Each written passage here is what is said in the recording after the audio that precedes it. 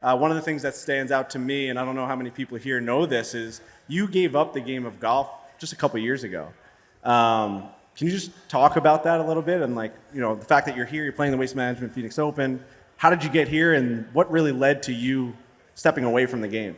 Yeah, it's been a crazy journey for me in professional golf. Out of college, I knew I was going to play professionally and got off to a pretty good start playing on the Canadian Tour and worked my way onto the Corn Ferry, but just had a bad year at a bad time right before COVID hit. So I was basically forced to go back to play internationally, but COVID hit in March at the start of 2020. And so I was basically playing mini tours, gambling on myself, and it's hard to pay rent and, do things when you aren't making very much money and you're just traveling and you're just looking at your credit card balances and it just gets more and more negative. And so I was tired of relying on my parents. They were so supportive of me, especially my dad, floating a lot of bills. And I had I had one sponsor at the time, but it definitely wasn't enough to cover much.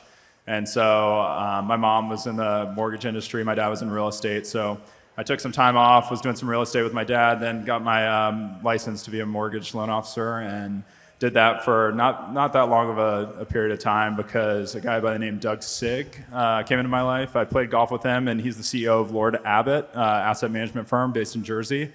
And he was like, dude, I played with you. You're so good. You're so talented. I want to, float your bill for a couple of years and get you back to professional golf. And so that was end of 2021 summer when I basically was like, all right, we're going back to Q school. We're going to get on the Corn Ferry Tour. And so, that financial backing allowed me to free myself up mentally. I was no longer thinking about bills or anything. I was a kid again. I was a college kid again where I had all the resources around me to play my best golf. And I credit all of my success to that man right there. He changed the trajectory of my career, got me out of the cubicle and got me back onto the grass so I could see the sun again. It was nuts. I felt like I never saw the sun for that spring and summer. This might be why people think. And I'm like, the days are longer in the spring and summer, but I'm seeing less sun now. It was nuts. But so got on the Corn Ferry Tour, had back-to-back seconds early in the season, got my tour card in 2022, and I'm still hanging on. So here we are. There's so many stories, and we talk about this all the time, guys. Like how many times guys get close. We've got a guy, Alistair Doherty, who's knocking on the door of the PGA Tour. He's right there. He's finishing in second. He's finishing one putt away. And a lot of golf fans, and we come here and we celebrate these PGA Tour events, and we get so excited for these amazing athletes that we just think we're destined to be there. There's so many people that have that talent that you have, and they just give up. They don't have that guy that saves them and helps that financial burden, and they don't meet that person that was meant for them at that moment. And it's a grind of a life, this PGA Tour life. When you're grinding that line, it's not for the faint of heart, and you would know more than anyone. So it's really respect. It's commendable that you stick with it.